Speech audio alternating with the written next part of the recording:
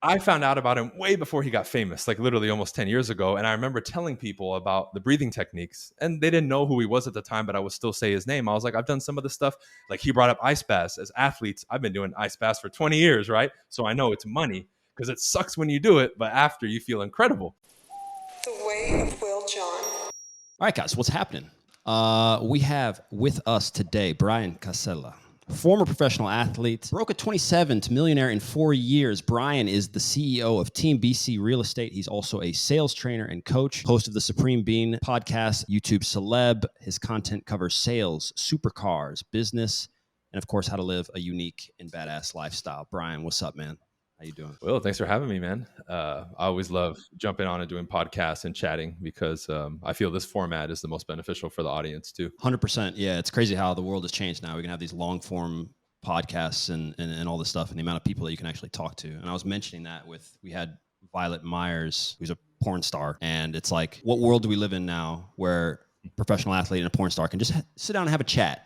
You know, when did that switch happen, you know, in the world where people can learn stuff, you know, about the lives? But in any case, let's get into it because why don't you tell us your background and how you got to what you're doing right now? You know, that'll give us a good base. Cool.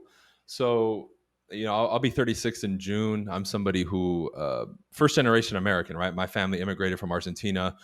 My two older brothers were born over there. I was the first one born on American soil. My parents moved originally. I think the destination was Miami, but they ended up in LA.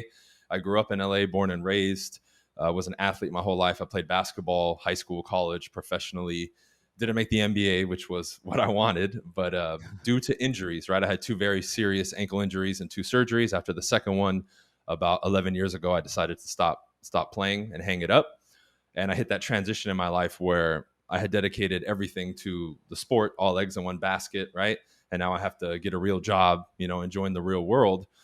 So I had a 180 very quickly. And early on, I really knew that I wasn't going to get a regular job, right? I had gotten a taste of work study in college. I worked at Blockbuster, for any listeners who are old enough to know what Blockbuster is, right? Gotta love Blockbuster. I worked there, you know, in the summers, right? Just to hustle and save up some money. But I knew I didn't want to work for somebody else. So when that transition came, even though I went through a period of like literally being depressed because I felt like my dream was taken away from me, I knew I had to start something. So I started experimenting before I got into real estate, saying, hey, let me check out some of what my friends are doing. I had a friend who was selling clothes, right? And making clothes. I had a friend who was doing detailing, like detailing cars, right? He was like a mobile detailer. So I would work with them and kind of hang out with them a couple of days just to get a feel for the business. But I wasn't liking those models. I come across real estate and immediately, even though it was foreign to me, I knew with my athletic background, I would do very well in real estate if I dedicated myself to it. And I met with the broker. You know, long story short, we meet for like 2 hours. I decide, okay, I'm going to do this. And all I did to come to that conclusion was, when most people make a transition or start like a career, they're looking at what's missing or the negative aspects of it. I looked at the positive, right? I knew I was disciplined. I knew I would show up first and leave last. I knew I would work harder than everybody else, right? And I would be able to figure it out. And I looked at the upside of it, you know, commissions. I don't have to climb up a ladder. If I sell 10 properties my second month, I get 10 commission checks. Now, it's probably not going to happen, but the possibility is there. And that's what I was looking at. And that is ultimately what I believe got me into real estate. And then from there, I really embraced the old school stuff in real estate, like building your business from the ground up, almost like the movie. What was the movie? The Wolf of Wall Street, where he makes cold calls and he's just out there hustling. I did that for 3 or 4 years straight when I first started. And today I've been in business about 10 years. And for those 3 or 4 years, all I did was work hard and I documented the journey along the way. And that's how I started getting the social media attention and followers and all that. I think my main channel has like 200,000 followers on YouTube. It was just me documenting what I was doing.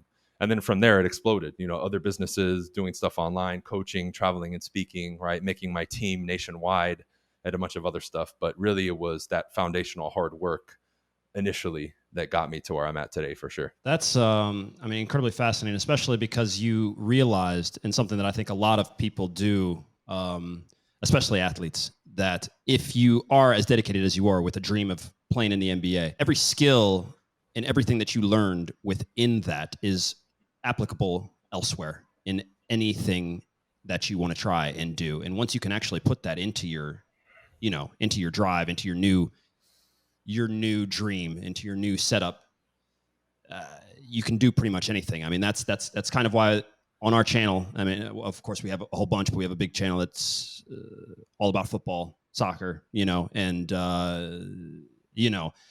the idea there is to get them to use the sport as a tool, to use this in order to drive your skills, to get you to persevere, to do all that stuff. And so to hear that is really pretty cool. But I want to get even more specific on what people might want to do. I mean, we have a very, very wide range of guys here, but a bunch of young guys who I think are going to be in the position that you were in when you stopped playing, which is just like, I want to change my life. I want to do something cool. And if you could set them up for something like this, what would you suggest to them? Yeah. The athlete, I think, is almost like back in the days, if you study history, it's almost like the gladiators, right?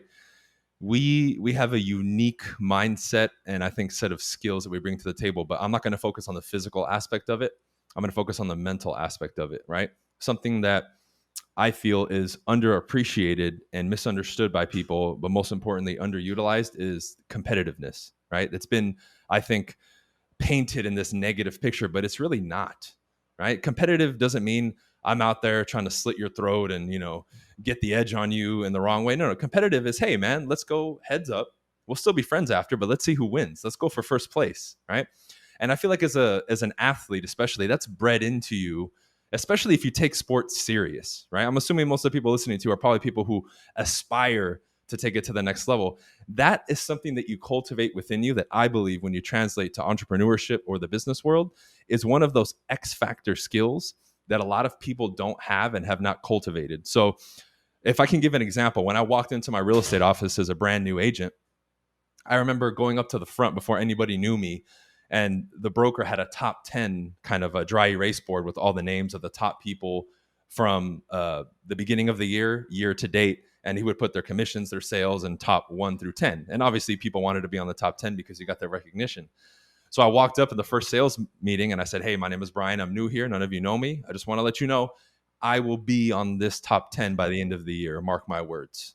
And of course, like half the people laughed. Half the people didn't pay attention to me. They're probably thinking, hey, this dude will be out of the business in a couple months like the rest of them, right? But fast forward to the end of the year, I think I was number 6 or 7. So I cracked the top 10. But that mentality of going up there and doing that. So if somebody is listening and you want to do something entrepreneurial, well, that part of it you already have. The other part is, where do you see your skill set and what you do?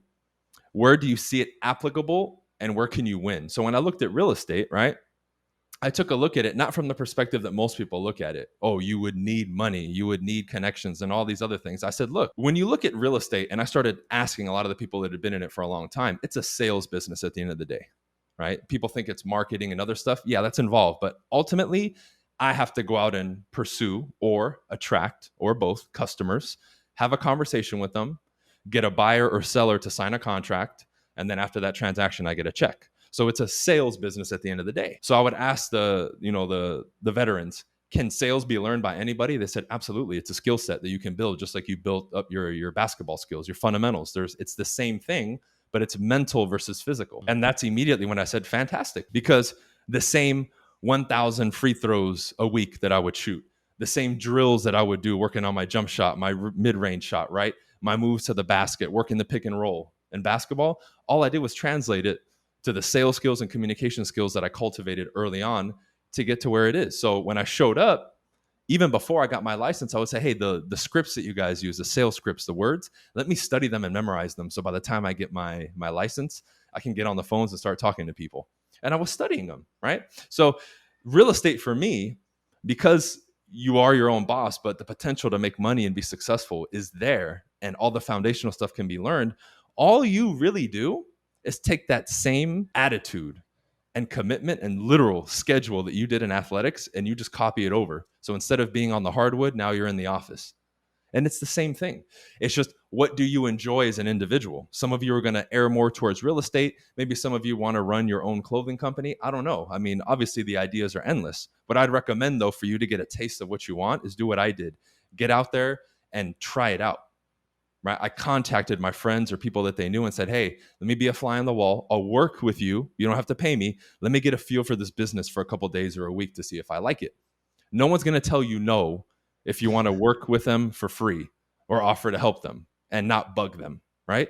But I went out there and tried different things. And until I walked into an office and talked to a broker and saw the real estate world, that's when I knew, okay, this is for me. And I think that light bulb moment, if you're going to call it that, everybody will have it in their own unique way, but it's going to require that you get off your phone and actually go out there and do something. Because I think with our culture nowadays, we become jaded with all this online stuff.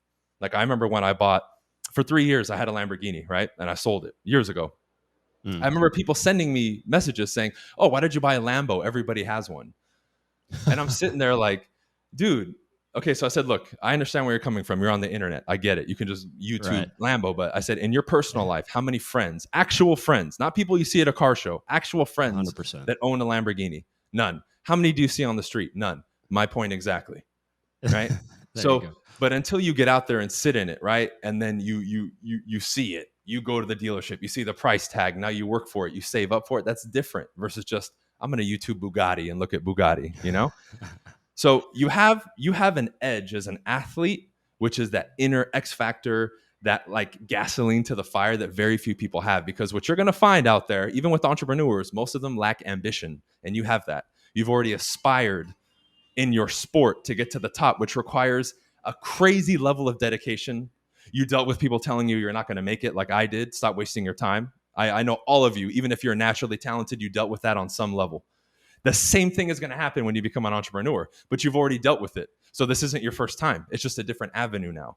So the mental aspect of it, you're miles ahead of everybody else, which, believe it or not, is the most difficult aspect. The technical aspect, easy. You can Google, get a book on how to start a business, and it's simple.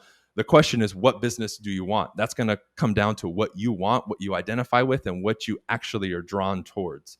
That's a decision that you have to make, right? But I think an athlete is more than equipped to be an entrepreneur and run their business because they've literally done that just in a different way already. Yeah, I would agree with that 1,000%, especially considering what you said about the phone. And I mean, the fact that self-reflection, deep analysis, and critical thinking in our society is basically disappearing at a rapid rate because of the superficial nature of social media and the fact that it's hard for people to focus.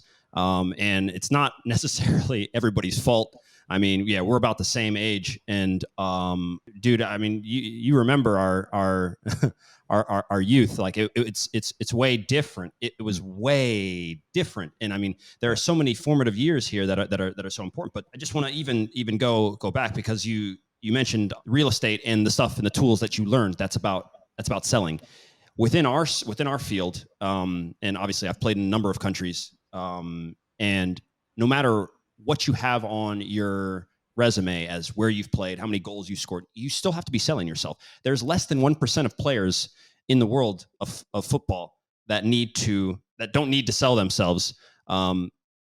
It's just a fact of the game. So when you learned all of this stuff, as they said, okay, great. Just like free throws, you're going to learn how to sell yourself or what to do or how to cold call or whatever the things are. What did you learn about selling? What could you give someone for how to sell themselves better to other people, or to gain that confidence in order to do that? Where does that come from? Man, there's a lot that can be said about this subject. So, at the end of the day, when I really started diving deeper into communication and sales, I realized, man, like this dynamic, really, when you learn it, it's a dynamic that's already at play in the world. You're just now getting insight into what's being communicated, what's being sub-communicated, and all the aspects of it. So now when it's happening, you're aware. But number two, now you have tools in your tool belt that you can utilize. So the first point is this, right? I remember hearing this a long time ago. I don't know who said it. I don't know if it was in a book, but it's a normal saying, but it rings true with this particular example. They say closed mouths don't get fed. I'm sure you've heard that. That's a common saying, actually. Right? No. Closed mouths don't get fed, meaning if you're not out there hyping yourself up, talking about you and your brand, nobody knows it. So if I can even relate this to being younger, I had a fight almost literally in high school for me to get the level of scholarship that I wanted, right? I was getting a ton of looks from, Division II schools and Division IIIs and smaller Division Is. I'm like, nah, I want looks from the big ones. So I don't know if my coach was was helping me or not. I said, dude, give me their phone number. What's their addresses? I'm going to send them tape. Right. I'm going to call them and say, hey, watch my tape. What do you think?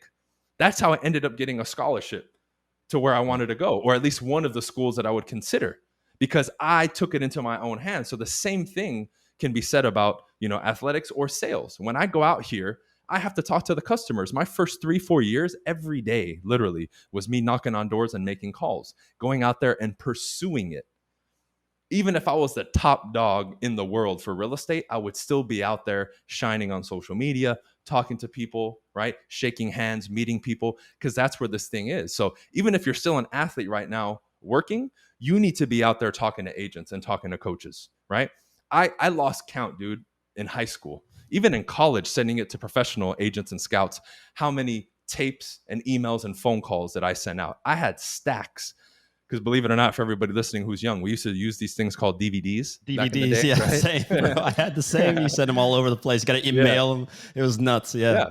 And it's funny you brought up the phone. I didn't have a phone until I was 20 years old, bro. So I went through all of high school and everything without a cell phone. So nice. I'm sending out these DVDs. If I was to count up all the money that I spent mailing stuff and writing cards and sending it and then resending them and then calling them again and emailing them, I don't know. I don't know how much money I spent, but it took me giving that extra effort. So the first part is, again, even if you have all the talent in the world, you can't rely on that alone, even with social media. You have to get out there and get it. Now, you brought up people might be hesitant to do it. Well, you have two options. You either do it or you don't. If you don't, your situation stays the same.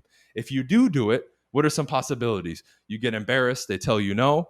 Or one of the other possibilities, which is just as real, is they give you a little bit of love. They pay attention. You get a scholarship there. You get an offer. They then pass your information to someone else who could use you, and it ends up going to another team or another agent. I don't know. That ball rolling has infinite trajectory to go anywhere, but you don't know unless you go. It's the same thing if we can relate it back to when we were young and we were afraid to talk to a girl at a dance. If you don't talk, you're like everybody else. You do talk to her, you might dance with her, she might become your girlfriend. I don't know. But that first possibility doesn't start until you approach and you go talk to her. It's the same thing with this. And that's such a common thread today, the fear. And I tell people, there's no magical concoction I can give you for the fear. All that is the survival mode of your mind pointing out a potential, in quotes, emotional threat, right? Because our wiring is very primitive, man. Like, a lot of people don't know that we fear approaching women, as an example, because back in the day, if your ancestors would get rejected in smaller tribes, there was a possibility that no other woman would hook up with your ancestor and then your genes would be weeded out of existence. That's one of the prevailing theories as to why we fear the approach. And because our DNA is so primitive, that hasn't been wired out and caught up to current existence. You can message a girl online, get rejected in person, and odds are you'll never see them again. Right. No one will make fun of you. It's not like your neighbor's going to come out and be like, hey, last year you got rejected by so-and-so, you loser, right? That'd be hilarious. So when you recognize that on a logical level, you still will get the emotion, but at least your mind, which is the most powerful tool that you have, can at least say, okay, I get this uncomfortable feeling. However, I cannot let it stop me from taking this next step, because that fear is irrational. This is a survival mechanism. I need to acknowledge it, but keep moving forward. It's just like if you've ever been in a situation like me where I've been scared, but I still respond. I still have the same fear that other people have, but I respond, right? So the question is, you have the understanding now, what's the action you're supposed to take? And you take it, right? Now, the difference is I wired that into me quicker by putting myself in those positions, right? So for me in the beginning, cold calling and going door to door was pretty daunting to me, but I oversaturated myself. I did 3 hours of each, like every day. After a week or two, I enjoyed it. I wasn't afraid anymore. I was looking forward to it because I said, man, most people are actually pretty cool. Very rarely do I get people who are mad at me or angry or emotional. And for the most part, the conversations are pretty decent, and I'm getting really good at this. I'm getting people's phone numbers and emails. This is getting fun. Just like with sports, the better you got, the more fun it was. It's nice for me to go out, even having not played for a month or two, and go dunk on some kids. It's cool because they don't look at me and think I can play basketball. So I get enjoyment out of that. But why can I still do that? It's from the decades of me putting in work and still taking care of myself. But there was times where me getting on the court or going to a tryout or making a call was very scary because I'm getting on the court now with professionals and I'm still, 17, 18, 19 years old. That's scary, but I still showed up. So that's what has to be done. A decision has to be made by you. Am I going to do this? Or am I going to give into the excuse like everybody else? And my thing was, I'm going for it, man. You know, if the game's on the line, coach, give me the ball. I got you. I'll put it in the basket. Like that level of confidence. Some of you may have that on the court, but you feel like it doesn't translate to life. It does. You just have to allow it to. 100%. And the part there that's really interesting, because everybody has this belief on who they are, what they can do, what they're capable of. You have no idea what you're capable of, even in the slightest bit. And the majority of us, actually everybody, I mean, maybe there's somebody out there who's achieving their 100% potential right now, but the majority of us have still fractured minds, stuff to work on, ways to things, a life to set up that we can, to make things way better for us. And so I saw a video where you were talking about limiting beliefs and perception and what that does and how that changes you. Could you maybe touch on how someone can go from being that scared person who I see Bryan there, and Bryan's cool. Bryan could have played in the NBA. I'm not Bryan. I'm not, how do I get myself from just that guy to feeling like anything is possible? Yeah, great question, man. And you brought up like people's viewpoints and perceptions. Get this, right? This will really hammer home that point that you just said before the question. Okay, so I am now first generation in America doing my thing. And by the way, for everybody listening, I'm the first one in my family ever to run their own business, break 6 figures, 7 figures in income, nice. Have a company, legacy, all this stuff, right? There's a good chunk of my family. It's messed up to say this, but it's so out of their realm of possibility and capability for someone in our bloodline to do what I'm doing that they legitimately cannot fathom that I'm doing this. And they think that I'm like Tony Montana selling drugs in Miami. Like they think in their mind. And again, wow. Not in an evil way, but they're so limited to what they feel is capable for us or their perception that I cannot legitimately be making money. Why? Because I'm not a politician or a government person, and I'm not a famous actor or athlete, right? To them, those are the only legitimate ways for us, the common folk, right, to make money or be successful. So what I'm doing, it has to be a fake or a facade, right?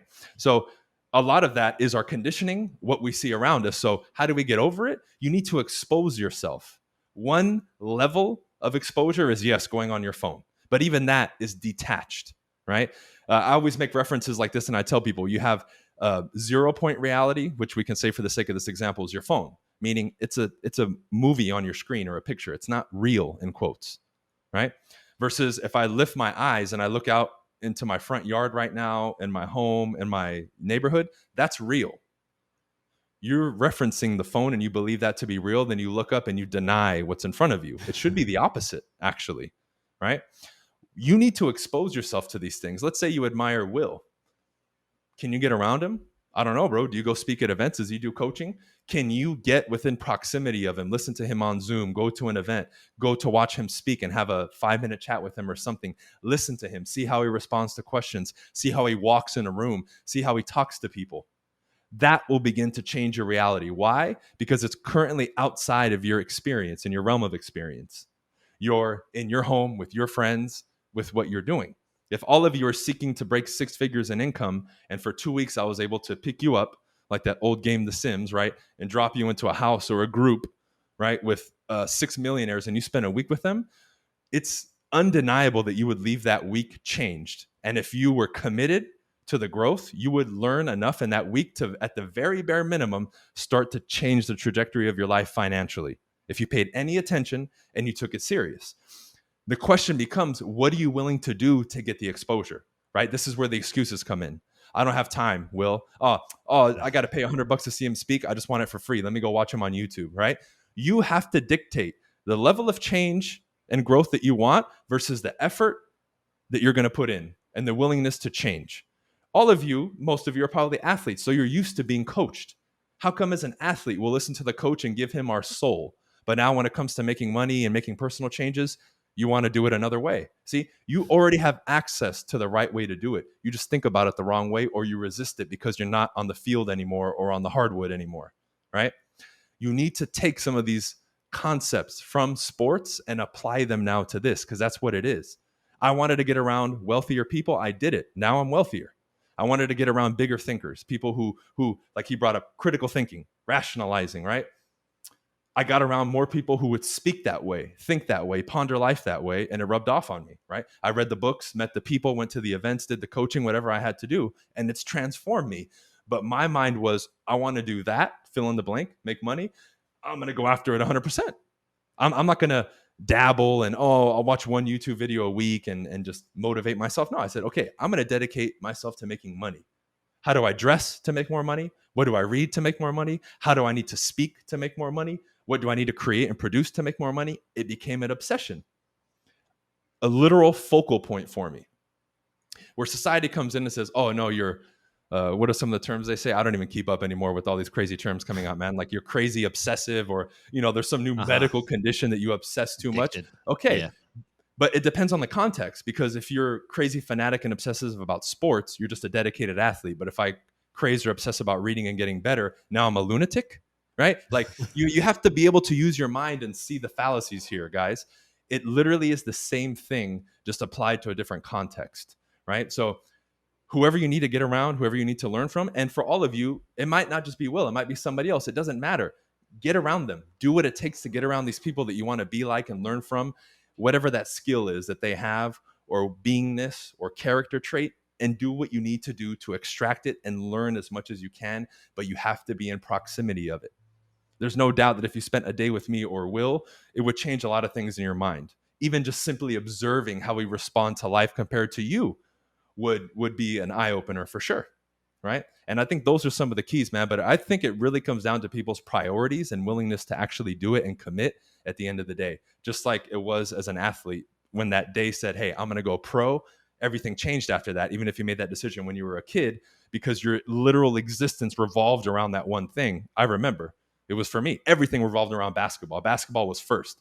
I want to eat this hamburger. Wait, no, it's not going to feel good. It's going to take an hour to digest and I can't get back on the court. Nope, I'm not going to do it. Right? Like literally every decision was filtered through basketball. That's, for me, it was virtually identical. And I realized that I'm incredibly lucky to have had that moment of clarity, because I know the moment where the decision was made. And I was 15, I think I was 15 or 14. I can't remember now. It was 2000. So I think I was 15. It was in the summer. I was watching a game. I saw this guy. It was the Champions League final, actually. I remember Fernando Morientes scored a header, took off on this crazy celebration. I have no idea. Also, I don't understand why I wasn't in school. I can't figure it out when I think, but I need to ask my dad why I wasn't in school. But I'm sitting there watching the game, and I wasn't watching a whole ton of soccer at the time. But this dude took off on this crazy celebration run from the goal all the way back to his bench and slides. And like, I have the chills. And it's just like, okay, where's the button for that? I want to do that. And that was it. So 4 years later, I went pro, and I'm still playing. So that was really simple. And there's an esoteric law, let's say, or principle, the law of increase, essentially. And what you think about, what you put your thought energy on, multiplies. It doesn't matter what that is. You can choose the negative form. You can choose, you can choose basketball, like you said. You can choose wealth and money. You decided, I'm doing this and I'm heading this way. And you put your thought energy on that. And like you said, whether you like it or not, if you decide, I'm going to hang out with Bryan every day for the next 6 weeks, if he says it's cool and I'm just going to soak up everything, you're going to change. Stuff's going to rub off on you, until you're starting to see, I'm not the same person that I was before. And that principle alone is huge. And I want to touch on the fact that a lot of the answers so far we're even halfway through here have been about the mind and mentality. And we preach the same thing on the YouTube channel, because everybody wants to know and have the newest Cristiano Ronaldo trick, the newest Messi trick, the newest whatever. They want this flashy thing. And I constantly make videos about first principles. None of that will be possible unless you can get that stuff in your mind. If you're going out there to train, you're putting in the commitment, all that stuff. I mean, there are some guys out here listening that could be probably absolutely, utterly incredible footballers that just don't quite put it in. They put it in a little bit, then they don't the other time. We get messages all the time. Is it too late? I haven't done this. I haven't tried, And if they can grasp that part here, that's the foundation and basis of everything, then I think you will have a chance to start tapping into that potential. And so behind you, I see stuff that is maybe sacred geometry. I see maybe the chakras, and maybe you're a meditator, or at least you do yoga. Maybe that's my guess. Am I right or wrong on any of that? Absolutely, yeah. Okay. So then my question becomes, you've got this mentality, you've got all this stuff. How are you maintaining it? Because I want to get into what guys can do day by day, into some more practical natured stuff. Cool. I listened to you guys. I got that. Mm-hmm. How do I maintain this? Because motivation comes and wanes, you know, and some guys don't understand that you're not always going to feel like I got to go to the field. Some days you're going to feel like shit. You're not going to want to do it. How do I maintain this? Yeah, you know, motivation is a temporary emotion, right? We've known that for a long time. It's just a buzzword, and I think it's been one of those heavily marketed words. Oh, you got to get motivated and this and that, right? And that's one of the reasons I'm pretty non-attached to like the social media and YouTube ecosystem, because people keep bringing in these subjects and words. I'm like, dude, I talked about that 10 years ago. Oh, well, so and so is bringing it up. I'm like, dude, that's old news. But people get caught up in that, right? So when we talk about the mentality, right, there's a lot of pieces to this puzzle. There really is. So if we want to get directly first into your question, well, this is how I went about these things. Even if I got, let's say, an innocent comment from somebody that was challenging what I said. Oh, you're too young. You can't be a businessman. I said, oh, really? You know what? Before I take your word for it, let me ask around. So as I was going door to door, I experimented. And I said, hey, by the way, I'm 26, 27. I'm a brand new agent. Assuming I had the capabilities and know-how to sell your home, would my age or lack of time in the business really affect your decision to choose me or somebody else? I asked 300 people, man. I think 2 people told me they wouldn't work with me because I was new or too young, right? So I went back to that person. I said, I just asked 300 people and less than 1% said what you said.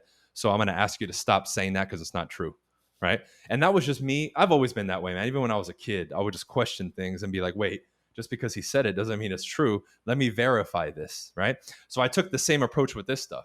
Oh, meditation is cool. You know what? I'm not going to take your word for it. I'm going to try it. I'm going to adopt some of these, when you read ancient Buddhist texts and all this stuff, I'm not just going to accept it because it's in a book, right? Which is what a lot of people do. They'll listen to me or read a book or you and just, oh my God, preach, It's like, wait, you got to make sure this stuff works. So I started incorporating eating healthier, right? Taking care of my lifestyle, adopting ritualistic things like meditation, right? Incorporating reading and something educational early on in the day, 30, 45 minutes or an hour, going for a walk. Even before I do any workouts, whether it's boxing or lifting or calisthenics or anything, I'm just going to unplug, no phone, go for a walk every morning or in the afternoon for 30, 45 minutes, ritualistically. Now, what did I find from doing these things over time? Man, they helped.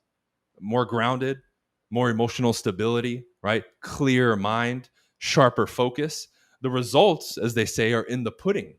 So in the beginning, I was very skeptical, just like anybody else. But the reason is I'm bringing this up is a lot of people will be skeptical about something and then they automatically dismiss it. No. You need to verify your skepticism. You can't just be skeptical and then, oh, okay, I'm right. No. You need to test it, which is the route that I took. And then I would be able to filter in what was good and what wasn't. Like I think a dude that's still popular, I'm sure you've heard of him, the Iceman, Wim Hof, right? I'm sure you've heard of him, right? He's going to come on later this cool. year. I think. So I found out about him way before he got famous, like literally almost 10 years ago. And I remember telling people about the breathing techniques and they didn't know who he was at the time, but I would still say his name. I was like, I've done some of the stuff. Like he brought up ice baths. As athletes, I've been doing ice baths for 20 years, right? So I know it's money because it sucks when you do it, but after you feel incredible. But of course, I'm the lunatic. But now that the famous guy says it, everybody's doing an ice bath now and cryotherapy and all this stuff. It's insane, right? But again, I got experience and tried these things out. That's how I was able to add it. So everybody needs to start there because then at least you'll give it a solid attempt. And when you do it, you do it. You don't half-ass it. You do it 100%. If it says meditate for 20 minutes and the first 20 minutes, your mind's all over the place, that's okay. Do it repeatedly all the time. Because ideally, right, and this is what I experienced, even basketball for me is meditative in a sense because I'm in the flow and I love it. You don't have to literally sit there with your fingers crossed, as an example, to meditate, right? That's a way to introduce you to this thing and teach it to you and let it become a part of your life and awareness. Where you take it from there, you can do standing meditations with your eyes open, where you look at a candle, right, with the flame lit for, 1 minute, 2 minutes, 5 minutes. There's millions of variations of it, but understand the principle behind it. Just like for years, I would get up at 5 to build the discipline to wake up early, even though I would claim myself that I wasn't a morning person. I used to say that. What does that even mean? I'm not a morning person. That doesn't make any sense. But we say these things and we just accept them as a part of life because everybody parrots the same thing. Nobody stops and thinks. I said, you know what? Like our point earlier, all the top dogs are waking up at 5 or 6. I need to do it even if I don't like it. And I would do it. Now, I still wake up really early now, and I enjoy it actually. But I'm not on that. I need to wake up at 4 or 4:30. I did that for 2 or 3 years to build a discipline. But most importantly, I understood the principle and the teaching behind it, which is what you guys need to extract from these things, right? Same thing if you learn about the chakras or sacred geometry.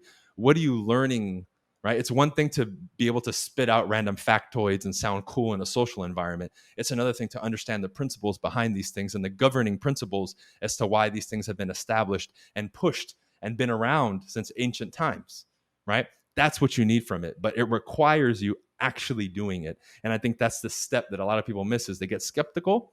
Then they either kind of implement it or they don't implement it at all. And then they brush it off and say it doesn't work or, oh, I tried that. You got to actually do it for a sustained period of time. So when I changed my diet originally, I've been, even though I guess controversial to say, right? I've been plant-based or vegan for a long time now. It's been like 7-8 years at this point. Okay. When I first started, it wasn't about the animals or I don't want meat. It was, you know what?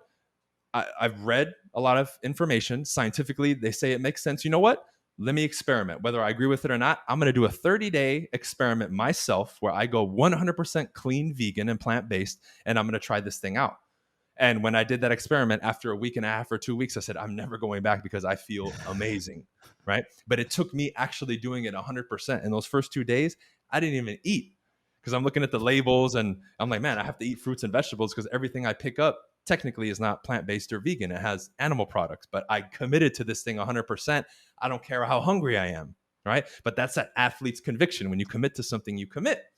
But it took me actually doing it. So that's the question I would pose as I pass it back to you, man. The things that people want to attempt or claim that they've wanted to attempt, have you really given it 100% commitment, that athlete's level commitment? Because my guess is you haven't. And these things need to be implemented like that for you to see the longevity in it. The samurais, right? The ninjas and all the ancient cultures that practice these things. These were lifelong practices, not, oh, I tried it for a month, Will, it didn't work. Yeah. Which is generally speaking, which is kind of the response that you get. You know, we get so many messages. I mean, as you can imagine, across all the social medias that I did this thing, I did the training. You know, how okay, cool. How long did you do the training? Well, I did it for the first 3 days. Then I got kind of busy. Then I got a little sick. Well, you didn't do it. You didn't do anything, actually. You just did something different than you were doing before. And that's not going to get it, you know? And so the fact that your identity is malleable, just like you realizing that, why do I keep saying I'm not a morning person, which everybody is guilty of this, not just within the morning person thing, but of telling themselves a story about themselves. It's just not true, guys. Your identity, who you are as a person, is completely malleable. If, like you were saying, you're willing to decide that I want to change this, I want to be this person, I want to do this. And no one said that it was going to be completely easy. It's not necessarily. As a matter of fact, I think this is the hard road. Working on yourself is the hard decision. It's more rewarding, and it will then eventually make your life easier after you put in those 3 years of waking up at 5. Eventually you can shift and say, all right, I can do this. I don't need to be so rigid with my belief. But until it's ingrained in you as a habit, as a discipline, you can't shift, you know, because then you're just getting flaky. And it's funny that you mentioned it. In my meditation journey, which is one that I did, I was flaky at first, and it's like, I don't know, maybe, gosh, you know. And then I did the flame thing, which is, by the way, really cool. You can just sit there and have a little candle and stare at the flame. I love doing that in my early days of meditation. It really got me interested and into it because it's crazy at how subtle the things. And where I'm going with this is actually a place on how to change your habits, because I read the book Atomic Habits. I'm not sure if you're aware of that book. I think it's James Clear. I read it. Okay, you read it. And what happens when, like you said, if it says this, to meditate for 20 minutes, maybe you meditate for 20 minutes and you're awful the entire time, and you're just like, I can't meditate. That's one I've heard plenty, because we've talked about the benefits of, I can't meditate. I can't do this. Well, of course you can't at the beginning. You couldn't walk either for like 2 years or whatever it is. You know, you weren't that good at it. So what happens, and it's funny, when you start doing these meditative principles, it's like, am I feeling something? You know, after the first like 10 days, am I feeling something? I'm feeling something. I think I am. And then maybe you sit down to do the practice again, and maybe it's a sitting practice, or maybe you just sit in a chair or whatever. And after after 20 days or 30 days or whatever it is exactly, you really start to see something's going on. You know, I have a different perception. I'm able to stay calm when I think this. You start to see the separation between your thoughts and, you know, your emotions, and that allows you to make better decisions. And it's like, it doesn't even have to be an esoteric, religious, spiritual journey for you to gain any benefits from being able to realize that you are not your thoughts. And so that's one of the main reasons that we preach that. And the other thing that I just wanted to touch on before we go to something that I'd like to myth bust is that you mentioned experience, and a lot of people will feel like they're reading the thing. That's not necessarily knowledge. And I know there's the cliche, knowledge is power. Knowledge isn't just reading the book. Knowledge is reading the book and then doing the thing so you can confirm, like you said, verify. Now you have that knowledge. Now you understand. If you read a bunch of books on real estate and you never sold a single house, there's absolutely no way we would be having this conversation. You don't have any, Right. You know stuff, I guess, but you don't have any real proper knowledge. And so bringing it back to real estate, there is, of course, I want to know about this because this is probably one of the things, if you do type in real estate, how to get started and how to buy your first property. I'm sure, and I can't remember because I haven't done this in quite some time, but one of the main questions that you'll see is how to buy your first real estate without any money. That's one of the most people think that you need a lot of money to get started. It's people that are rich that are able to buy their properties. So maybe you can shed some light on this. Do I need a bunch of money? Can I start slow, or what's the deal there? Okay, great question. Number one, and anybody who's like really shoving it down your throat that you don't need money, right? They're withholding a little bit of information from you, right? If I pool money together with other people, or if I have investors who have money, meaning I'm not going to use my own money, well, you need to know the investors, right? You don't just pull money out of thin air, right? So again, a lot of people I know personally, a lot of people have messaged me that have been duped by some of these seminars where they charge them like 20 grand to learn how to invest. Look, if it, in most cases we hear this, if it sounds a little too good to be true, verify it, right? Because it might be. So there's a lot we can do though, right? Because this is a very simple process. As an example, I tell people there's little tricks that you can do. So traditionally people will hear you need, a conventional loan, which would be 10 or 20% down of the purchase price to purchase a home, right? Your first time. Well, now they have the FHA loan, which is 3.5% down. So for those of you who aren't number inclined, if that's a $100,000 house, that means your down payment would be $3,500 plus miscellaneous fees, lender fees, and all that, right? So, if you're living somewhere in America or somewhere where the properties are $100,000 or $150,000, that's not that much money. I know people who only made a couple thousand a month who over time saved up their money to buy their first property with a very low income. It just takes strategy. A lot of people don't know also there's this strategy called house hacking. So basically what house hacking is this: whenever you buy more than a single family residence, it's one unit, meaning 2 units, 3 units, or 4 units. So from basically 2 units up to 4. Anything more than 4 residential units in an apartment is now classified as commercial. So that's treated differently. But if it's 2, 3, or 4, the house hack technique would be this: I can still put my 3.5% down, but now, right, when the lender is calculating, when you get a loan, they're calculating your debt to income ratio, right, your DTI. When you get units, a lot of people don't notice, they use the projected rental income from those other units to help you qualify for more. Because they're assuming and they're calculating in their loan and in their numbers that you're going to have a renter and they're paying. So what I've recommended to some people that they've done is they've gotten like a duplex as an example, 2 units. They'll buy it, right? And they'll have the other person in the other unit paying either a portion of their mortgage or in some cases the entire mortgage.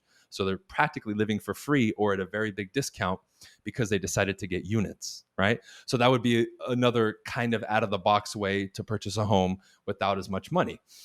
Another tip I would give people is if you're from areas that are a little pricier, right? I used to be in LA. I'm in Miami now. Some people are probably in New York or some of these bigger cities, Chicago. The prices are kind of crazy. There's still places in Middletown, America that homes sell and are selling for $30,000, $40,000, $50,000, $60,000, $100,000. There's nothing wrong with buying out of state. Why? You get a property manager. They take a small percentage of the profit. They maintain the property. They screen renters for you, right? So let's say I buy a $50,000 home and I need to put 20% down. Well, what is that? That's only $10,000. You can save that up, right? Or I can buy a cheaper property. Or You have other avenues like wholesaling, where you're the middleman, right? If people don't know what wholesaling is, you don't even need a license for that. You don't. What's that? Yeah, I don't even Basically, know what you that is. find you find a homeowner and you get the property under contract. I'll give you the Cliff Notes version, right? You write up a contract, but you leave yourself the option of assigning the contract, which is typically how people do it. So what I do is, let's say I get the homeowner, they agree, you know what, Bryan, I'll sell you my house for $30,000. I write a contract, we have a contract. Now, what I can do is assign that contract to an investor or somebody who's willing to pay more. So let's say I assign it to you for $40,000, you're the investor, and then you end up closing on it for $40,000. I make that difference between the 30 and the 40,000. I see. So you get the property, I make $10,000 as the wholesaler. That's really popular right now. The only issue with that, it's getting a lot of bad raps because people are being dishonest. They're wholesaling the property, but not telling the owner that they're going to wholesale. So they're doing it kind of, incognito. They're saying, oh, I'm buying the house, but they're really not. So of course, I always recommend to people, whether you're an agent or not, always be transparent. There's no need to lie to people and scheme, right? This is what gives agents and investors a bad reputation. You don't want that, right? So I know I'm kind of giving you Cliff Notes version, but basically awesome. There's a lot. And if you live in an expensive city, look somewhere else. I mean, especially nowadays with YouTube, I've done videos, other people have done videos on some of these basic strategies. What you need to do is look at your financial situation and say, okay, what is going to be required for me to get a home? Because when you really think about it, for you to be able to purchase a property here in America for 3.5% down, that's nothing. That means the bank is taking 96.5% of the risk and you're only putting in 3.5%. That's pretty crazy, right? And again, unless you're buying a $10 million property, these aren't high figures that the average person couldn't save up with proper budgeting for a couple months or a year or 2 years, especially if you're younger, man. Get your hands on property. Don't worry about clothes and cars and all that stuff. That stuff is always going to be there. Get your money on some assets, right? I own 9 properties right now as an individual and as an agent. I'm living in this one here in Miami. The other 8 that I own, they're being rented out. I make a lot of money off those rentals. 2 are Airbnbs and the other 6 are traditional leases that I have with tenants. I don't manage any of them. I have property management. All I do is collect money every month from all of them. And every once in a while I get a call that we need to fix this. Okay, a couple $100 here and there, right? Sure. The least that I make off any of those is $1,000 a month because some of them are in like Middletown, America that I bought, right? You also have different strategies to buy homes. You can buy them at tax deed auctions, which is how I bought some of them. Right? I saw you talk about that. What is that? Yeah. Certain states and counties, what they do is if somebody's delinquent with their taxes, their property taxes, after a particular period of time, I think in like Texas as an example, it's 2 years, whatever that delinquent amount is, they will open up bids for that property at that delinquency amount. So if you have a property that's worth $1 million and they're only delinquent $5,000, guess what the starting bid is when they go to the auction? It's $5,000, right? And if you go and you show up and you bid $5,000 and no one else bids, you just got $1 million property for $5,000. Now, I don't want people to get too excited. There's other stipulations, right? You want to make sure that there's no liens on the property, meaning outstanding mortgages, judgment liens, right? Mechanics liens, meaning contractors that weren't paid for work. Obviously, you want to do some due diligence, right? It's not that simple, but in essence, it is. And I bought 4 properties that way for pennies on the dollar doing that. The most I paid for any property in Texas where I did this was $21,000, and I owned them outright because I bought them cash. The cheapest one, I paid $7,200 for a house, $7,200, which is for most people not even a portion of a down payment, right? Depending on what market you're in. Right. So many ways to do it, guys. What it requires is you saying, I want to do it. You pick the avenue that you're going to choose for investing. You run the numbers. You create the budgeting for your budget, however much you're making, and then you execute. It's that simple. Right? No one's going to come do it for you. Will's not going to show up to your house and say, hey, let's go invest. I'm not going to show up. It's going to require you doing it. Now, was I scared when I invested? Absolutely. Right? Absolutely. Especially if no one in your family has ever bought a house, it can seem daunting. However, you learn. And at the end of the day, everything that you do that's new is a risk and you're not going to feel comfortable doing it. What you want to do is mitigate the risk as much as possible. Right? So if I know I'm going to buy a property, it's 3.5% down, I'm getting a tenant, that's fine. Even if they don't pay, I'm going to budget accordingly to say, hey, what if they miss a payment or 2? I'm okay, right? You just have to put your thinking cap on and plan these things out because that's what I did. I crunched the numbers. I said, okay, I need to save up $20,000 over the next year or 2. Let's do it. And I would budget. Every check that I get, $500 gets taken out and gets put in the separate bank account. Boom, boom, boom, boom, boom. Now I look at the bank account a year later, I have my 20 grand. Let's buy the property, right? Because that year is going to go by anyway, but you have to create a plan, not just watch videos or listen to podcasts. And you mentioned something along this lines, because all of that is going to be fascinating for people who definitely have an interest. And obviously, guys, we'll link to all your videos, your website, all that stuff, where I know you have a whole bunch more for people there. But you, in another one of the videos that I actually caught was, of course, this one where you were explaining what you did at the age of 27, basically, to 31 to kind of change your life. And you had 4 points, which I'm not sure if you're going to remember what they are. Possibly you will. I can't remember all of them, but do you know the video that I'm talking about? Yeah, the Broke to Millionaire series. That one really took off. Yeah. Okay. Well, yeah, there were 4 points that I found.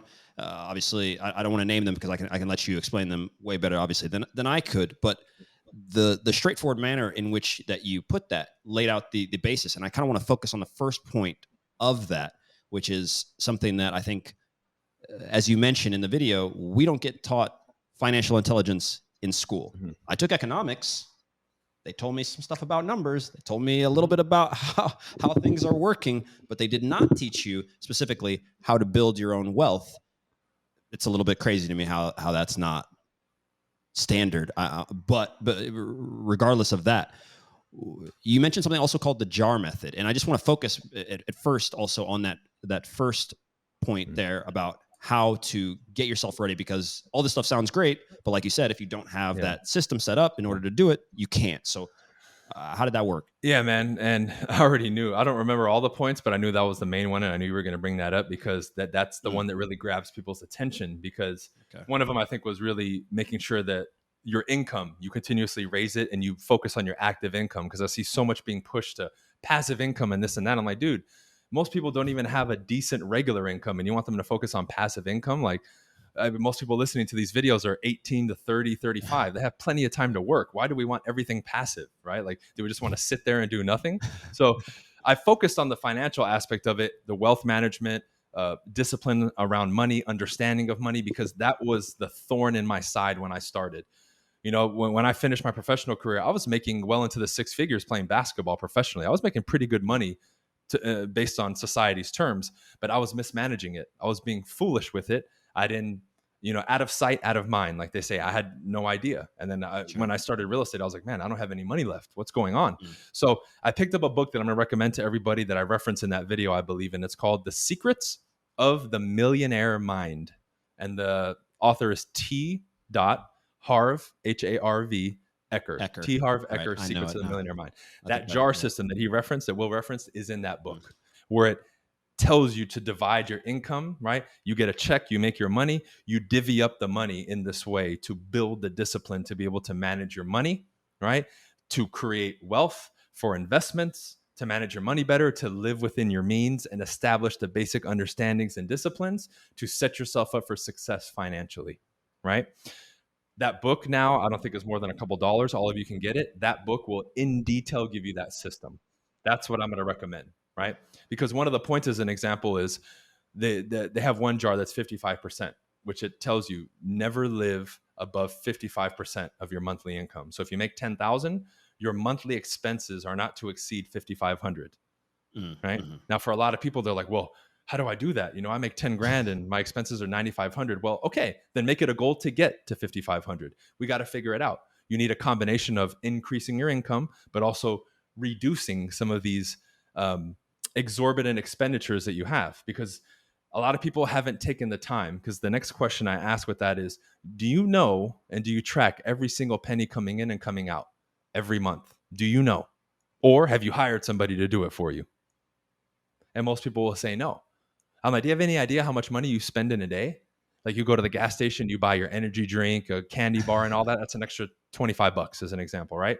Then on the weekends, you'll want to go to the club and you'll buy 10 drinks. That's another $300 or $400.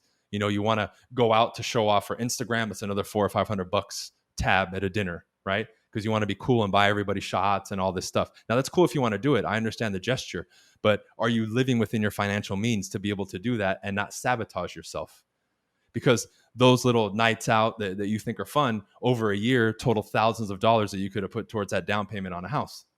But if you're not paying attention and you don't track it, you don't know. I'm on the phone with my CPAs twice a month, and I get a monthly, breakdown of everything. We made this much this month, this much in expenses, and we're going through it. Hey, you need to adjust this and that. So I've hired people to pay attention for me and be that eye on the paper for me. But I'm still mindful every day of what I do. This expenditure goes on this card. This expenditure is paid in cash.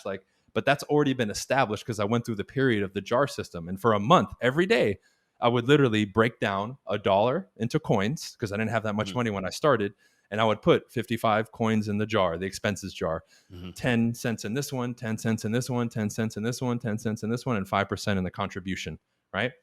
And again, get the book, guys. That book will change your life if you're serious about understanding money, building wealth, and getting your finances in order. Because if that's not set and you do happen to start making money, be in for it, because you're going to sabotage yourself extremely. The more money you make and the less disciplined you are, the harder you're going to crash. Believe me, you've seen it happen. How many people win the lottery and win hundreds of millions, and then a year later they're broke and in more debt than before they started? Yeah. And this is, before I come back to this, it's fun. I ran into someone, and I don't remember where I saw this now, but it was an interesting stat, was that on the block of someone who has won the lottery and bought a new car, I think within 6 months or within a year, the neighbors will also have bought a car, regardless of if they needed this. Wow. Something happens with people. Yeah, which I found just really interesting. It's not necessarily related, but I just that's kind of crazy. It's like the Joneses down the way won the lottery. I got to keep up. So let me do this. But, to go back to what you're saying about not knowing and stuff, I mean, it's a countless story. We all know people that have blown money, or we have those friends that are just constantly or just, mindless on it. But I love thinking about, there's do you know who Michael Saylor is by chance? Sounds familiar. Yeah. He is the CEO and I believe owner of MicroStrategies, which is a software company, but he's a huge proponent of Bitcoin. And the reason I like him, it doesn't have anything to do with crypto in that space. He is an engineer mind, very straightforward thinking. Everything's about being laser focused. And he refers a lot to, which has a lot of relevance with money, which is just like on your time or on your thoughts. If you can't understand your money, I'll just keep it within that. You're bleeding. You're bleeding. Your energy, which he refers to money as energy. It's your thought, it's your work, it's your sweat. That's your energy. You put it, now it's in money form. You need to get it to work for you, or you at least need to know what it's doing rather than just, letting it just go all over the place. And it blows my mind too, that we can't quite make that correlation, because it's so important to know that. And also with your time, and he had in a podcast, they asked him what he would tell 21-year-olds. And I actually can't remember 10 things he would tell 21-year-olds, if they're getting their start in the world. And one of the very first things that he said was, focus your energy and guard your time. And the guy's made his Twitter handle Laser Eyes and Laser Focus, not because he's a workaholic. By no means is this dude like this guy that you just only this, and he doesn't have any other facets of life, Yeah. But that's one of the main things that I see is that around me. And now I'm a professional soccer player, right? And I've played in, I think, 6 countries now. The amount of guys, and this is not a knock on my teammates, but the amount of guys that have any interest in trying to, expand themselves it's just not there. There's like 1 or 2 guys that like read books. There's always like a couple of guys that I can talk to about this stuff. And it happens too late, right? It happens well after. And then they're just like, oh crap, I'm 40. I got to do something. I don't know what that is. And they take something that they don't want. And that's the worst thing for I think anybody is that you're living a life now that's probably allowing you to pursue a whole lot of other things that you have any interest in. And not on top of that, what you're doing was your decision. You decided this, I want to do this. I want to move in this direction in that way. And to the best of your ability, you can serve your energy and focus on that one thing, or on a few goals that all move one thing forward. And I think that's probably one of the hardest things for people nowadays, with the amount of options and things that are there. It's just it's so easy to just get distracted. But Yeah, were you gonna say something? Because I was gonna Yeah, close man. it You out. know, and you brought up something that reminded me because earlier here in Miami, there's a bakery, like a very clean bakery that promotes health, holistic stuff. I featured them on my podcast earlier today, and we filmed and we talked about a point, and you brought it up with your teammates. A lot of times, whether it's health, whether it's fitness, whether it's money, we won't make a move until we have to. If it's money, you won't make a change until your bank account is negative, right? If it's health, until you get the scare saying you have cancer, you won't make a change. Why do we wait until our back is against the wall to make a change, or until, like you mentioned, we're 40 and our career is over and we have to now, like, right? Like, you knew these moments were coming. You knew every time you had those 3 donuts every day, eventually you're going to get diabetes or be clinically obese and all that stuff. It's not a surprise. So why do we fool ourselves, right? And if I was going to give advice to people, it would be that. If you're going to even wait, do not wait until your back is against the wall. Start something way beforehand, because it is a decision that you make. You're just leaving yourself no other decision in that one moment when your back is against the wall. However, when you do have the ability to decide, well, stay strong and make a decision, because when the decisions are made and you're taking that responsibility and that becomes a habit for you now, because we talked about habits earlier, that's when you now start taking control and steering the course of your life. Because if not, it's whoever's helping you or dictating your decisions, mom and dad, whoever's influencing you, whatever. Right? Because if you're not paying attention, someone else is still controlling your life. It's your phone, it's the people that you follow, right? Because that's controlling your thought process and your attention. So he brought up laser eyes and laser focus. Well, I'm focused on me. I'm not paying attention to celebrity gossip or what so-and-so's doing or who they're hanging out with or what they bought. I don't care. I'm focused on building my life. Now, you've been fooled at some point along the way to say, no, you have to pay attention to that to stay relevant. No, you don't. I have no interest in that. I want to better my life and my existence. That needs to be priority. If anybody tells you that that's wrong, that person is secretly trying to destroy you and they don't support you, right? Because the best version of you is better for everybody else in the world. That's it. And that's as a personal philosophy and motto. And I think for the people that choose to go down this path, that's what they ultimately, and it sucks at times for friends who say, why can't you go to the thing? Or how come you don't know about that? It's like, okay, there is a certain time for that, and there will be a time for that, but the best version of you will come out and be the best for the world if you focus on the things and the talents that you have within you in order to tap that potential to its maximum capacity. Then everything else around you is better. Wherever you go, the amount of you can spread joy, money, you can donate things, you can do all that stuff. That you can't get that unless your power, your energies, and your focus are all concentrated at some point.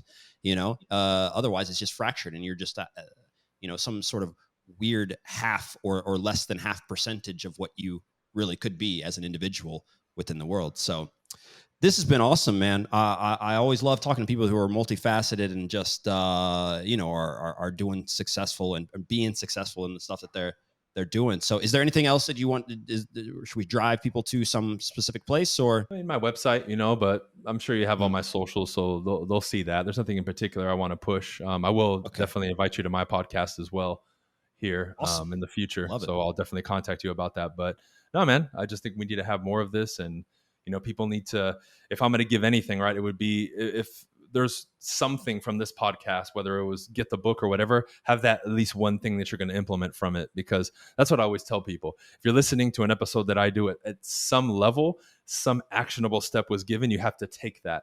Because then now, again, it's ingrained in you that when you listen, you apply, and you're creating this. Same thing when I read. If I come across an exercise in the book, what do? I put a marker in the book, close it, and I do the exercise. I don't just keep reading it.